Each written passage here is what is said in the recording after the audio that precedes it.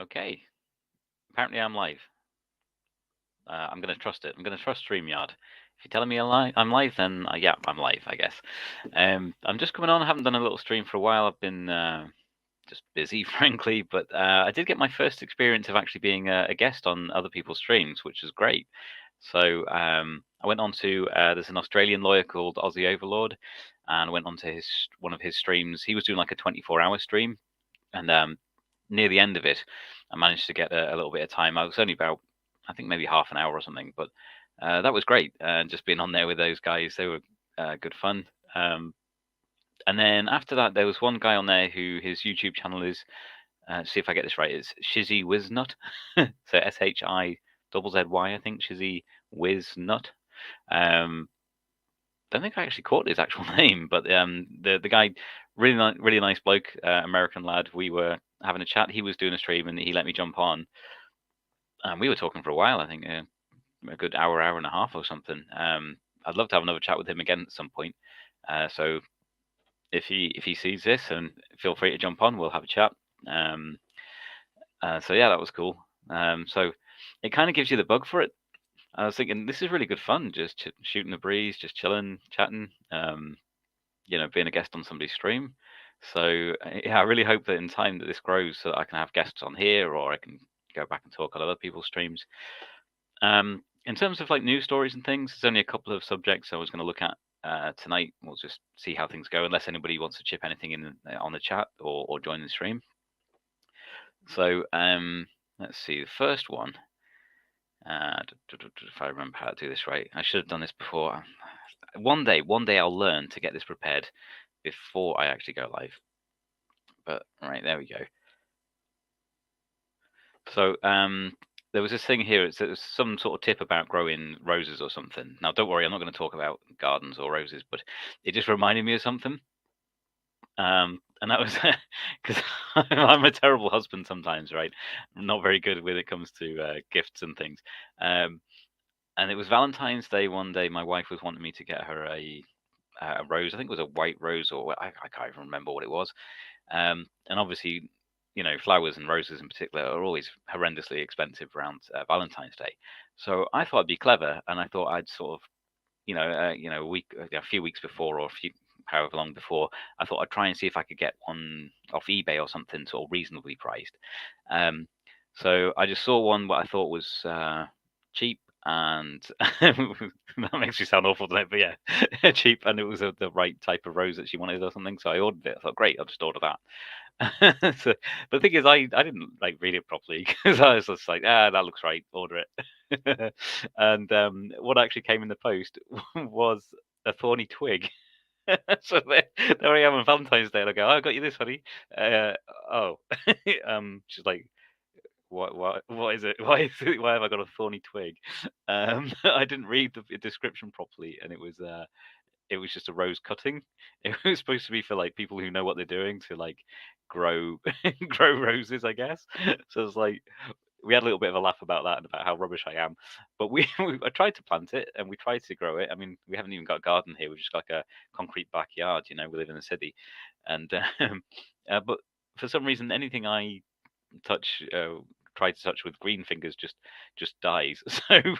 So sadly, this poor rose just completely died. Yeah, not my finest moment as a husband. I have actually got one that's worse, which I'll probably save for another stream and turn maybe into a little short video about one of my wife's birthdays when I was like the worst husband ever. But she's still with me. She still loves me.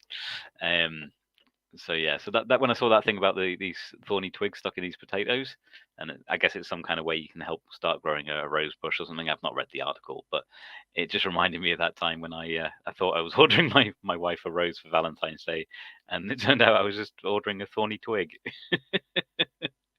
Yeah, yeah, good husband.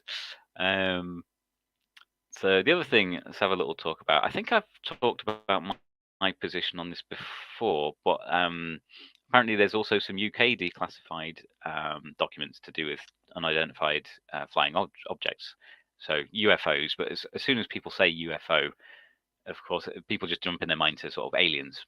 aliens from outer space, when obviously all UFO really means is just something we haven't identified yet. So a frisbee could be a UFO, if you didn't know what it was. However, what this is about, apparently, let's have a little read.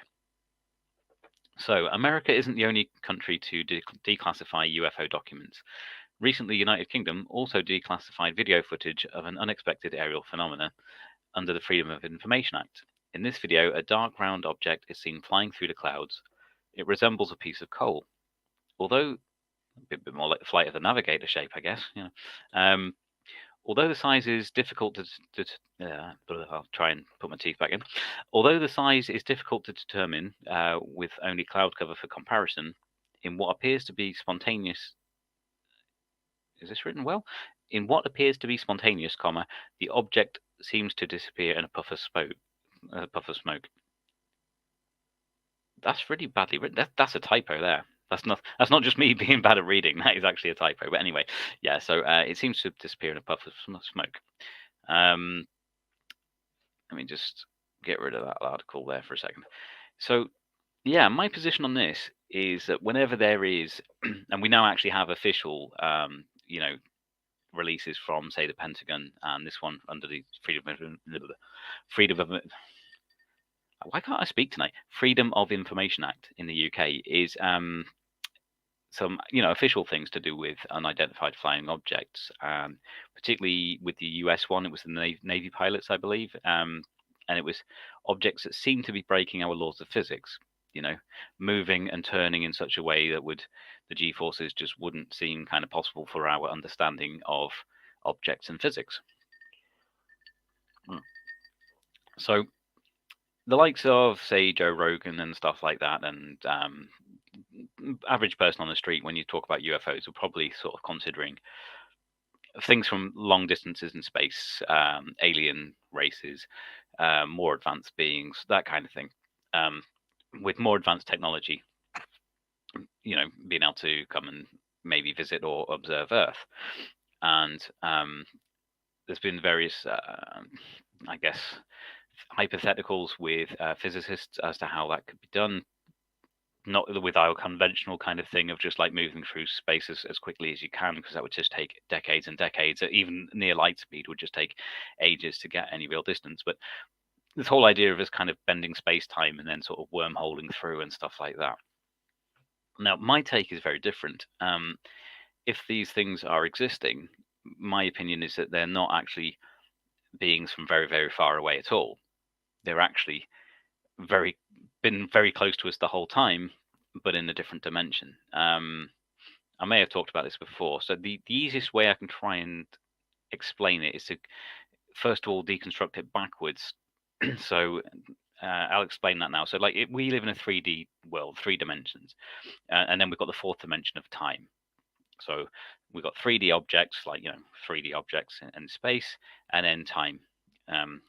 So they're the only sort of 4 dimensions that we kind of really fully understand. Now, if we went backwards, let's say there's a 2D world instead of a 3D world. So you've got like a flat world. Imagine a piece of paper with pictures on, and on this bit of paper, you've got like these stick men and women that interact, and that's their world, a 2D world.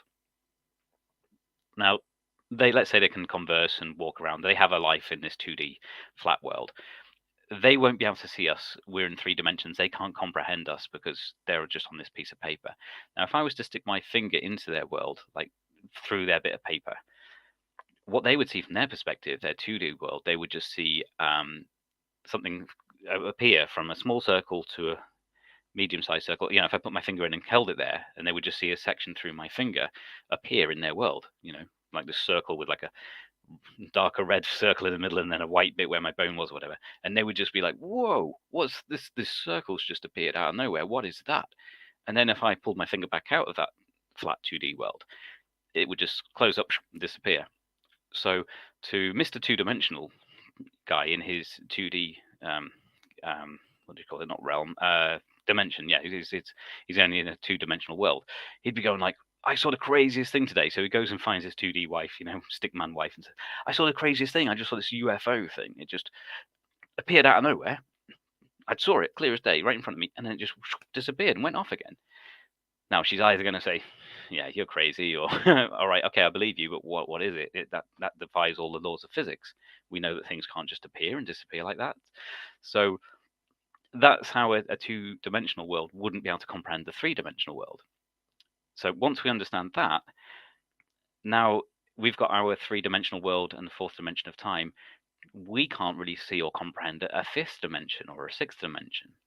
Um, and my personal sort of views is from, say, my biblical beliefs is that there is such dimensions, known as the spiritual realm, I guess, where you've got, what the Bible would talk about as like angels and fallen angels and things like that.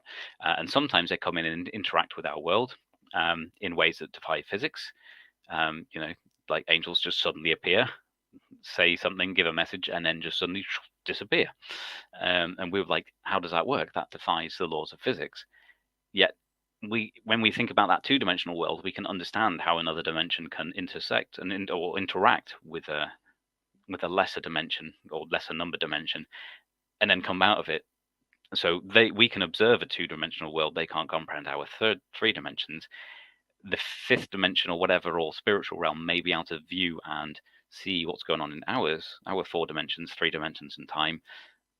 But we can't see them necessarily. That's my kind of theory. So in terms of these objects that seem to be able to fly very, very fast, suddenly stop, maneuver in such a way that would be such g-forces that it would annihilate or kill anything on board, all these kind of things don't make sense to us in our sort of realms of physics, but yet they yeah, sorry, I'm just wondering, because I've seen a couple of people come in and out, but I've got no comments yet, and I don't know whether I've not just enabled comments or whether just nobody's talking. But if anybody wants to jump in or come in on stream, let me know. Let me just see what the StreamYard is saying. Yeah, no, I think you should be able to drop comments if you want to. So whoever's watching, if you want to drop a comment or a question, go ahead and I'll go and answer that. So yeah, that's just a brief explanation of my understanding of what I think the kind of UFO thing is. So rather than thinking it's something within our normal sort of realms of thinking of the three dimensions that we know and space that we know, and things coming from far away or what have you, I actually think it might be the spiritual realm being able to interact and then zip back out again of our dimensions in a way that we don't understand. I'd love to know your comments on that. If anybody's got any comments or thoughts, pop them in. If you've got any questions, or if you want to tell me you think I'm wrong, yeah, fine. I'm all for free speech and opinions. Tell me you think I'm wrong. So I can foresee a time in the future where certain fallen entities or bad things may try and appear to be masquerade as aliens from far away and appear to be friendly and giving us knowledge and things like that. And I would be very, very skeptical and warn people against believing that, because that would be, in my opinion, would be a deception. Um, there were some very, very interesting bits in the Bible, particularly around Genesis 6 and things about fallen angels and a kind of a hybrid race known as the Nephilim and all sorts of stuff, which when upon first reading, I think, hang on a minute, I'd like to know more about this, please. But the Bible is kind of doesn't say very much about it. There's certain things in the Bible I would love if it was like elaborated on more, because I was like, well, this is some wild stuff going on. Tell me more. But yeah, that's just my opinion on that stuff. So I find it interesting, though, that over the last few years, there's been more and more sort of disclosures, so to speak, or official kind of disclosures of these things that maybe 20 years ago, if you're watching the X-Files and talking about these things, people would be like, crazy, yeah, as if UFOs, blah, yeah, whatever. And they might mock you or whatever. But now it's like, well, the Pentagon are talking about it. Oh, hello, Robert Ingram. Right, I've got a comment coming in. Let's have a quick look. Let me just bring this up on screen, actually. Aren't they appearing too frequently to always be from other dimensions, though? Some may be, but I think many are earthbound and illusions. Book of Enoch, question marks. Yeah, so In terms of Earthbound, do you mean some of it might be experimental craft and things like that? Because obviously the stuff that we get shown and told about in terms of spy planes and all that kind of stuff is always going to be the stuff that's about 10 years out of date. They're never going to show us the actual stuff that they're using and the tech that they have. So I guess some of it might be that technology that governments just keep secret. Illusions, what are we talking? What Project Bluebeam type of stuff? Not sure. If you could elaborate on that, that'd be great. I'm not quite sure what you mean by that. And the Book of Enoch, I'll be honest, I don't know loads about it. I know, although it wasn't sort of recognized as canon, I do know it is referenced, isn't it, at some point in the Bible. I do know that it apparently goes into more detail about the fallen angels in particular. I think it names some of them, numbers, how many there are. I think at one point I was trying to get like a copy of like the Book of Enoch, but I didn't get one. But I would take it with a pinch of salt. But I find that subject interesting. Yeah, I mean, Robert, have you read the Book of Enoch, or do you know more about it? If you do, yeah, let me know, or let me know in the comments. But yeah, illusions. I don't know. I'm not sure what you mean by that. I know that Jesus said that in the end times there will be the very first thing he said was like a warning, wasn't it? See to it that you're not deceived.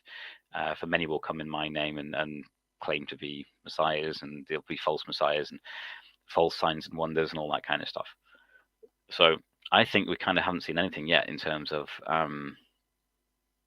the sort of seemingly miraculous happen, and the world being in awe of things happening on the earth and thinking that it's genuine. And it talks about when the Antichrist fully comes, he'll be, given fully all with false signs and wonders. He'll be able to sort of amaze people, because people will be thinking, "Whoa, this guy is like the Messiah. He can do this, that, and the other."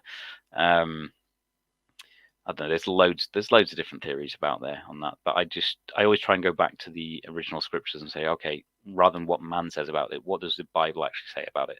And there are some things where it doesn't give loads of information. I think the only concrete thing that Jesus really sort of said about that time was when he was referencing the prophet Daniel. He said, when you see the abomination that causes desolation, as talked about in the prophet Daniel, when that occurs, then those that live in Judea at the time, they must flee to the hills and what have you. Yeah, I personally don't think that that's happened yet. There's various debates about that. I mean, I haven't got that would be a whole series of videos just debating that. There's so many different takes and different interpretations. But yeah, illusions. Yeah, what do you mean by that? Oh, hi, Linda. Hey, nice to see you here.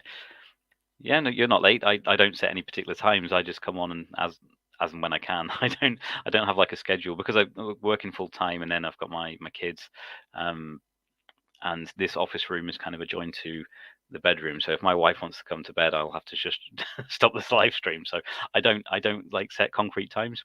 So yeah, if I'm just on, hop in, and if any of you want to come on and have a chat, I can try and figure out how I create a link and put it in the chat for you to join. Yeah, I don't know if you've caught what we've been talking about. We've been talking about sort of stuff to do with potential sort of fallen angel type of things, and how what the world perceive as UFOs might be kind of linked to that. If you've got any thoughts on that, pop them in the chat. Oh yeah, sorry, I should bring up. I'm boomering at this. You can tell I'm new to this, right? So yeah, nice to see you, Linda. I'm probably going to mispronounce your surname. Is it Drescher? Apologies if I mispronounce your surname. I'm glad I caught you too. Yeah, there we go. So what else about that subject? One thing I thought was interesting was the whole thing of the hybrid sort of the Nephilim, that kind of hybrid. Some people have speculated about when they died off and killed in the flood and all that kind of stuff. What happened to their Oh, excellent! I got it right. Nice one. What happened to their kind of like soul or spirit type of thing? Because they weren't fully human. So they kind of would be caught in limbo, I guess. They weren't fully angels or fallen angels either. They weren't a direct creation of God. So are they the kind of disembodied spirits that are referenced as unclean spirits that Jesus, for example, cast out of Legion, and they begged him. They said, why are you here? Have you come to punish us before the allotted time? Or before the appointed time? They knew it was the wrong timing, and they were saying, cast us into the pigs instead, sort of thing. So Jesus did that.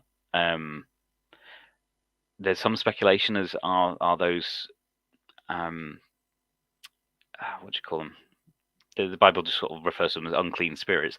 Are they kind of like the disembodied spirits of, like, say, the Nephilim, and their descendants, because they were kind of a hybrid, and yeah, it's an interesting theory. I don't know. Yeah, it's an interesting sort of topic, the whole thing of, like, what are demons, or are they just fallen angels? Is there something else as well? Or is it, like I say, is it the Nephilim that died off? Were they kind of caught in between because they haven't got a soul like a human, but they're not also fully angel or fallen angel? Let's see, weren't they trapped? Oh, hang on, let me bring this up. Weren't they trapped underwater after the flood until the appointed time? Well, the Watchers, yeah, the fallen angels that were the ones that actually decided to have the relations with the women and create the Nephilim. They are referenced later on as well as being in Tartarus, I think. So they're held in bondage and chains until the appointed time. There's some debate as to whether they'll be the ones that will be released at the is it one of the trumpets, when Abaddon comes out, and the sort of the locust type creatures. There's some speculation there as to whether that's the Watchers getting a bit more time to come out, those fallen angels. So I know that those ones are specifically mentioned as being sort of held in chains until an appointed time, but not their offspring, not the Nephilim. As far as I'm aware, I mean, correct me if I'm wrong, but I don't know of anything in the Bible that says that the Nephilim themselves, or their, whatever soul or spirit they have, was also bound with the ones that begat them, I guess, the fallen angels. As far as I was aware, I think it was limited to, or specifically to, the fallen angels in terms of that that sort of being bound or trapped in Tartarus. If you know otherwise, let me know in the chat. I'll just take a quick sip of my drink. I guess this is where I'm a bit of a weirdo, because I really love these kind of subjects, and it's the kind of things that where, like, you don't really get preachers talking about it much, or in your normal sort of Sunday service in a church or something. They don't really go into these deep dives of all these sort of subjects. So some will, but not not many. Let me see here. Nephilim destroyed in the flood, I think. Yes, yeah, it did say that they were. Although it did say but then they were around there, like, after as well, which I've always found a bit perplexing. And obviously, the descendants ended up becoming, or they somehow got back involved again, because then the times of, like, Goliath and his brothers and things like that. I'm pretty sure there is a scripture. Let me actually. I always forget, right, when I'm doing a live show, that I have Google right next to me. Right, just bring up Google. I'm just going to Google Nephilim and then after, and let's see what it says. I'm sure there was a scripture about this.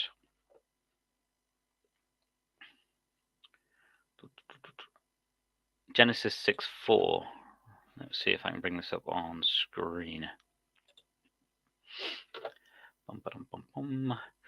Genesis 6:4 reads, "The Nephilim were on the earth in those days, and also afterward, when the sons of God went into the daughters of humans and had children by them." Oh no, that's still pre-flood, isn't it? They were the heroes of old, men of renown. If in the flood Noah wiped out all of the Nephilim, then where did the Nephilim who show up after the flood come from? If the sons of God were fallen angels, and if these misbehaving angels were locked up in the abyss, as Jude 6, that's it, Jude 6 refers to it again, so it's known as Tartarus or the abyss, then how could they come back to visit the daughters of humans? If the sons of God were human men, then from whose gene pool did they come? For me, I don't think they are human men because it says that they were sons of God, not sons of Adam. Sons of God are like direct direct creations of God. So that's the angels and like Adam.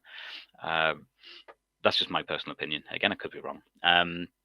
Is it possible that some of the pre-flood Nephilim actually survived the flood catastrophe? Let's see. 2 Peter 2:5 states that all of ungodly were wiped out at Noah's flood. Genesis 7 in multiple verses confirms that indeed all of humanity and all soulless creatures associated with humanity, except for those on board the ark, were killed. Thus, the Nephilim did not survive the flood or catastrophe. That was kind of my thoughts as well. The explanation for the post-flood Nephilim is that the sons of God, distinct from those who went into the daughters of humans before the flood, went to the daughters of humans born after the flood. If these sons of God were fallen angels, then these fallen angels are in addition to the ones who are locked up in the abyss, or Tartarus, as also known, as a result of their having sexual relations with human females before the flood. So they're basically saying it could have happened again, or I don't know if there was any sort of genetic manipulation. I don't know. Thus, the abyss would contain two sets of fallen angels: those who had violated human women before the flood, and those who had violated human women after the flood. If the sons of God were human males, blah blah blah blah. I don't know. It's a bit of a mystery. See, this is one of the things. Let me just bring that up again. This is one of the subjects where I wish that the Bible had more on it, because it's like, well, this is epic, kind of crazy stuff. What was going on back here?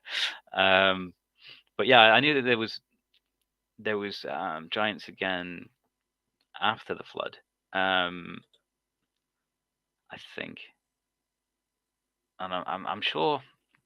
Oh, sorry, we've got more comments coming in here. Let me just address them. So, I love them too, but don't know much about it.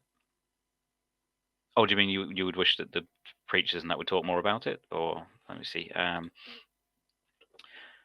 Could Noah's daughters-in-law have had some Nephilim blood? Oh, very interesting theory.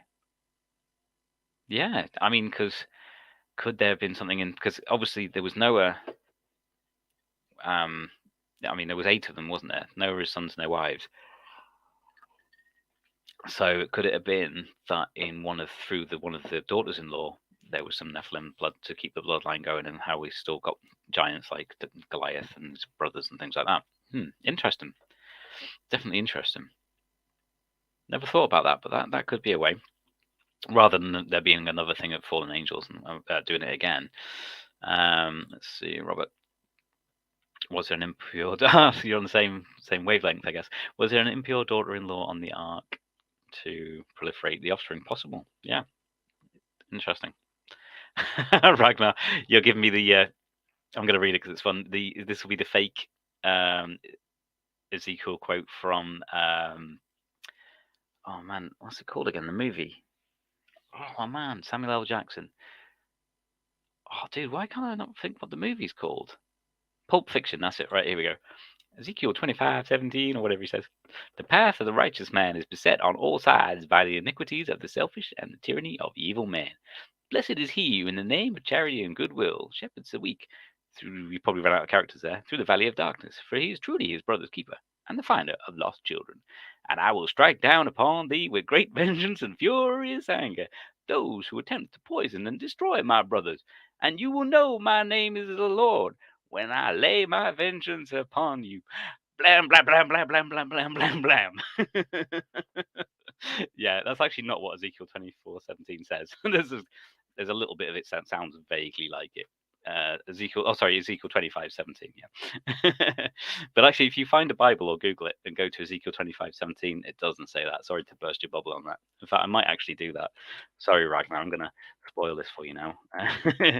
Ezekiel 25:17. Great movie, by the way. See if I can get the real one up. Some Bible Hub or something. Let's see.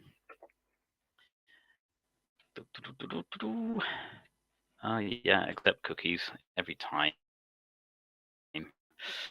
Let's bring it up, mate. Let's see if I can do this one. I will carry out my vengeance on them and punish them in my wrath. Then they will know that I am the Lord when I take my vengeance on them. So that bit, you can see how he's kind of used that. Oh, hang on. you find I was just messing. No, yeah, mess away. It's a good movie. Like I say, the kind of the ethos of what they were trying to say kind of sort of fits a little bit with that verse. But yeah, his speech went on quite so long that there's obviously more than just one verse in the Bible. you know. But man, I haven't seen that movie in years. But yeah. Let's see, how old was it when it first came out? It was a long time ago now. I'm going to Google that. When did Pulp Fiction come out? And did Pulp 1994. Wow, I was 13. Yeah, I saw it when I was pretty young. So, but I used to get away with that though when I was a kid. I mean, I remember seeing the first RoboCop and Terminator 2 before I was 11. Yeah, because I remember, I mean, I was only a kid when somebody found at somebody's house. I used to live in Germany when we were my dad was in the RAF, and I was around at a friend's house, and somehow we ended up, don't know how we ended up with parents obviously weren't paying attention. We were watching RoboCop, the first one. There's a scene near the beginning where the guy's getting shot to pieces, and it's really quite brutal. That stuck in my mind a little bit. I was like, oh, good grief, what am I seeing? Yeah, no wonder I messed up. But anyway, it's cool to see you on here, Ragnar. Did you wanna come on stream and have a chat, or are you just chilling and just want to put comments? It's entirely up to you, mate. But um, if you want to, you can come on. I've actually realised I've been on for a bit longer than I was expecting because it's nice to have a bit of people in the chat. But I should be putting my teenage daughter and getting her to go to bed soon, so I might have to bounce in a bit. But if you want to come on and have a chat, that'd be good. I know when you do your streams, it always kind of clashes on a Sunday with something that I'm doing, so I can never usually get on to have a chat with you guys. But that would be good someday if we can. I'm kind of getting the bug for this live streaming and chatting with people. It's great. Oh, thank you, Linda. Yeah, thank you very much. That's one thing that I try and sort of not do on my videos is, you know how like everyone always goes, like and subscribe and share and blah blah blah. It's like, I just think to myself, like literally every YouTuber says it, and I'm thinking if people like it, they'll like it. If they want to follow, they follow. But thank you very much for saying that. So no worries, this whole kid's for his bed. We'll organise a stream. Yeah, it'd be nice sometime. Yeah, it's just we'll have to just try and see if we can get it where the timings work. I mean, at least I'm in the UK, same as yourself. Although I'm assuming I'm assuming you live in Ireland, but maybe not. I know that you're obviously your accent, but yeah, I don't know where you live actually, but yeah, I'm assuming you're on UK time from what I've seen. But yeah, that would be good. I'm always up for a chat with anybody really. And where did I first see? Oh, it was Angry Bootneck. That was right. That's how I got to know you. He's funny.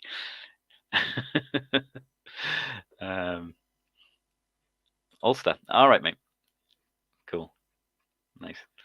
I'll be honest with you though, right? If we get into a conversation at some point, I literally know almost nothing about Ireland, Northern Ireland, Southern Ireland, the troubles of the past. I'm really, I don't know much about it. All I know is I know that there was big divides with groups between obviously Protestants and Catholics and stuff, but then also people who will want to be loyal to the sort of like to England and stuff, and then those that wanted to be, I guess, separate and a mixture of both. Maybe I don't know. Like some groups that say were like Protestant, I guess, loyalists, do you call them? And then I don't know how that works. So you might get that yeah, you might have to explain that to me because you'll know how what it's all about.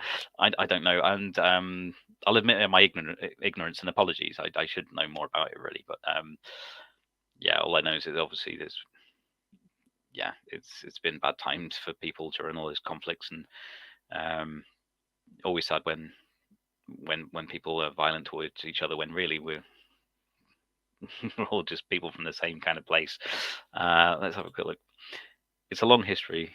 We will teach you, young Padawan, the force is strong in you.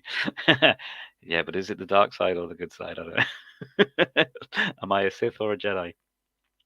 Although if you listen to Nick Ricata, the Jedi are groomers. He was saying, was it?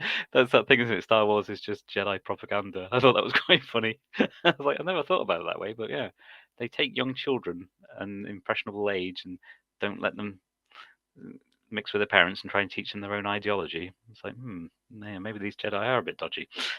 Oh, I'm glad I'm making you laugh.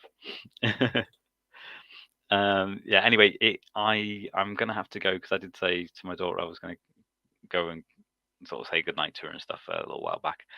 Hang on, what does it say? Come to the dark side. We have cookies. Well, do you know what it was? It's this. This is the thing. The Jedi, when they almost like celibate kind of thing, like you can't have kind of like relations or whatever. And see that was the thing for Anakin. I mean, you've obviously he's got a chance with Natalie Portman. It's like if the dark side say to him, "Sure, yeah, come join our side, and you can, with Natalie Portman over there." He's gonna be like, he's not gonna be thinking with his head, is he? He's gonna be like, "Yeah, yeah, okay, I'm in." The Jedi didn't think that through, did they? Oh, hello. Got somebody else. Confusion in one confusion. That's a good name. I'm confused now. I don't know. Good evening, Patriots. Hope you're all well. Nice to see you. This is so cool. Oh, this is harsh for me though because this is the most people I've had come into a live stream to have a chat all at one time. But I really, I really should be going and seeing my daughter and getting her to bed. Yeah, I'm gonna have to bounce. I'm really sorry, confusion in one confusion because you've just joined. Linda, you can say now I'm gonna have to study on Nephilim after the flood. Yeah, it's a fascinating subject. I mean, obviously we were told a little bit about before the flood in Genesis 6, but as for afterwards, not a whole lot of information as far as I'm aware. I'd have to take a lot more study and going back over the Bible again and seeing if it mentions anything specific about them after. Just that whole thing about the, Jesus encountering the unclean spirits and casting them out of Legion, and people, I just saw something where somebody was saying, "Are these the sort of disembodied spirits of the Nephilim when they died?" And I was like, maybe. No worries, mate. Yeah, okay. But yeah, no, I haven't seen your name before come up, so nice to see you here. Hi. I'm DanceBiker Dance. I do stupid dance videos on my channel and also just chat as well.